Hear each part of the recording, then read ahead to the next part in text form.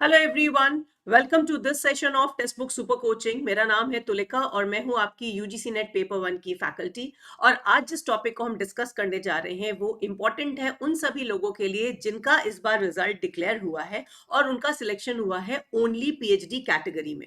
तो आज के इस सेशन में हम डिकोड करेंगे कि इस कैटेगरी का मतलब क्या होता है, इसे आप अपने सीवी या रिज्यूमे में कैसे ऐड कर सकते हैं, इसकी क्या वैधता या वैलिडिटी होती है और इसे कहां कहां आप यूज कर सकते हैं, कब तक यूज कर सकते हैं, वो भी बहुत इंपॉर्टेंट होता है। सो लर्नर्स, इस इंपॉर्टेंट सेशन को लाइक शेयर और सब्सक्राइब करना नहीं भूलिएगा। सो हम आज बात करेंगे उन सभी स्टूडेंट्स के बारे में जिन्होंने जिन्होंने इस बार जून 2025 में जो यूजीसी नेट का एग्जाम हुआ था उसमें ओनली पीएचडी कैटेगरी में क्लियर किया है। सो learners, before I proceed further, ये मेरे क्लासेस के टाइमिंग्स हैं जो कि यूट्यूब और टेक्स्ट बुक ऐप पे होती है। इस सेशन को लाइक शेयर और सब्सक्राइब जरूर से कर लीजिए। और एक छोटा सा dose of motivation, winners don't do different things, they do things differently. ऐसा नहीं है कि विनर्स कुछ अलग काम करते हैं, उसी काम को अलग तरीके से करते हैं, तो ये जरूर से याद रखिएगा। साथ ही साथ लर्नर्स, ये मेरा टेलीग्राम ग्रुप है, आप @तुलिका मैम के नाम से सर्च कर सकते हैं। टेलीग्राम ग्रुप को ज्वाइन कर लीजिए ताकि आपको UGC net, set, JRF, assistant professor से रिलेटेड कोई भी इंफॉर्मेशन हो, कोई भी जानकारी हो, क्लासेस के टाइमिंग्स, सभी अपडेट्स मिलती रहेंगी। सो लर्नर्स, पहले इसे समझते हैं। तो यूजीसी नेट का जो हमारा इस बार का रिजल्ट हुआ है, क्योंकि आप लोग जानते हैं ये लास्ट ईयर से इनकॉर्पोरेट किया गया है, इसे हम 3 कैटेगरी में डालते हैं। तो पहली कैटेगरी होती है जेआरएफ, जो करीब करीब 1% का जो आपका रिजल्ट होता है सिलेक्शन में से उनको मिलता है। दूसरी कैटेगरी होती है नेट, जो कि करीब करीब 6% का रिजल्ट देता है। और तीसरी कैटेगरी है पीएचडी।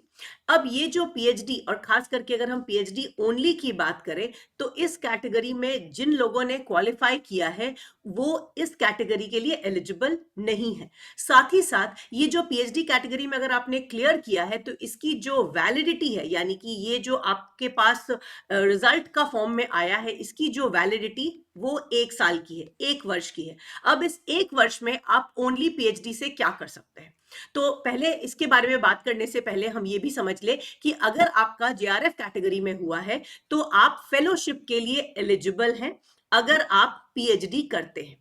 ठीक है, अगर आप पीएचडी करते हैं तो आपको यूजीसी की तरफ से फेलोशिप दी जाएगी, यूनिवर्सिटी की तरफ से नहीं।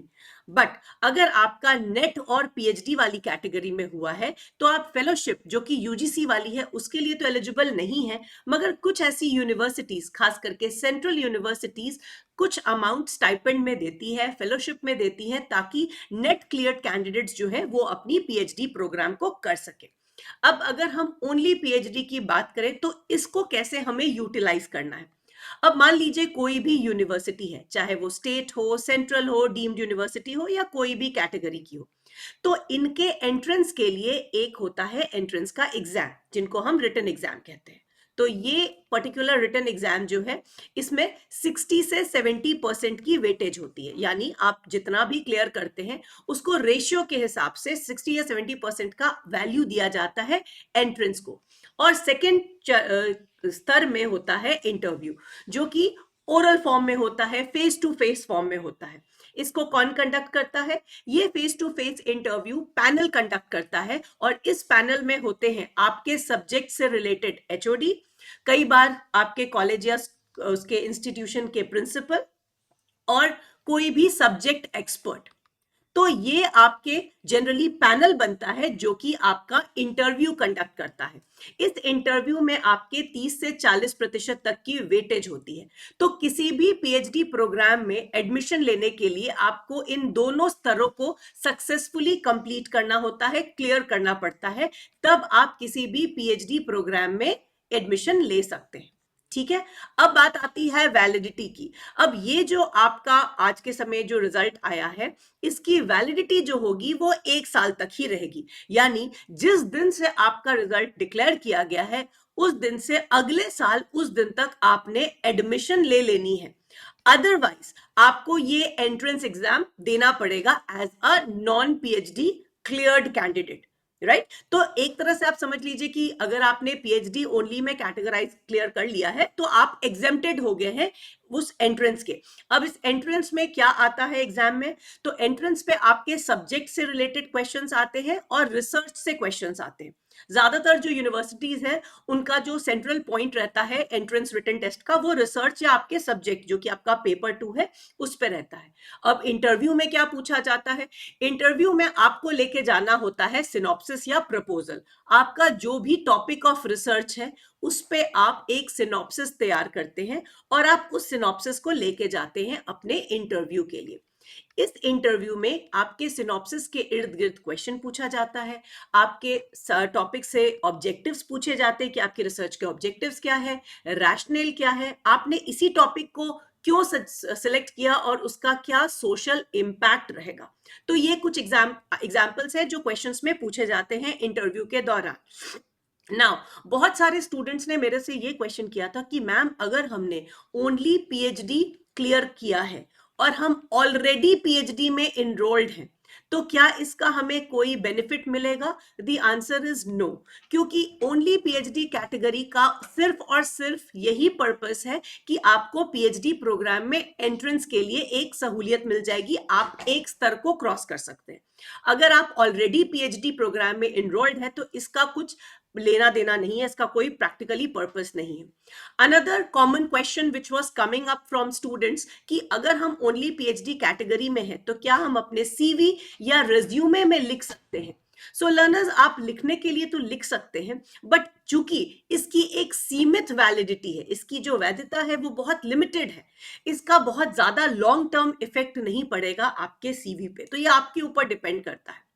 Another question which has come up from most of the students कि हम अभी मास्टर्स कर रहे हैं, हम मास्टर्स के अभी फाइनल ईयर में हैं, तो क्या हम ओनली पीएचडी वाले कैटेगरी को इनकैश कर सकते हैं।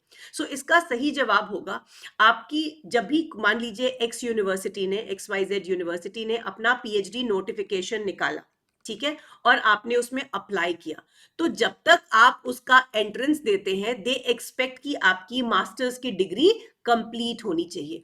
कुछ यूनिवर्सिटीज हैं जो कि अपियरिंग कैंडिडेट्स को अलाउ करती है, मगर ज्यादातर यूनिवर्सिटीज एक्सपेक्ट करती है कि आपका जो मास्टर्स का डिग्री है वो होना चाहिए, उसमें जो मार्क्स हैं, जो भी क्राइटेरिया है वो फुलफिल होना चाहिए, और उसके बाद ही आप पीएचडी के लिए अप्लाई कर सकते हैं।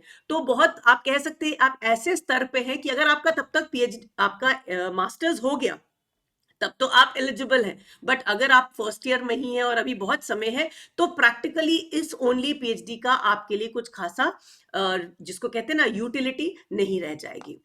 Before I proceed further learners, UGC net clear करने के लिए एकमात्र सोल्यूशन है कि आप हमारे सब्सक्रिप्शन बेस्ड कोर्सेज को ज्वाइन कर लीजिए। आपने देखा होगा अभी हमने इतनी सक्सेस स्टोरीज शेयर की है, भर भर के सिलेक्शन हुए हैं नेट और जेआरएफ की कैटेगरी में, ऑल इंडिया रैंक भी हमारे पास कई सब्जेक्ट्स में आया है। So get yourselves into the right guidance under the mission selection cell. आप अवेल कर सकते हैं अभी deep discounted price by using my faculty code Tulika R. अगर आप प्लान कर रहे हैं सब्सक्रिप्शन बेस्ड कोर्स में लेने का तो ये बिल्कुल सही समय है, क्योंकि जितना लेट करेंगे उतना आपको क्लासेस मेकअप करना पड़ेगा, समय बहुत कम रह जाएगा। साथ ही साथ लर्नर्स, हमारी यूजीसी की बुक्स अवेलेबल है और स्पेशल डिस्काउंट्स है टिल 26 फरवरी। ये उन सभी स्टूडेंट्स के लिए है जो कि तैयारी करना चाह रहे हैं for June JRF. So these books are very very helpful. आप एक्स्ट्रा डिस्काउंट ले सकते हैं by using my faculty code. So ये आपने देखा ही होगा वॉल ऑफ फेम। सो अगर आप भी जेआरएफ क्लियर करना चाहते हैं जून का, so this is the right time that you get yourselves enrolled with our courses and get featured. Now, few final takes from only PhD.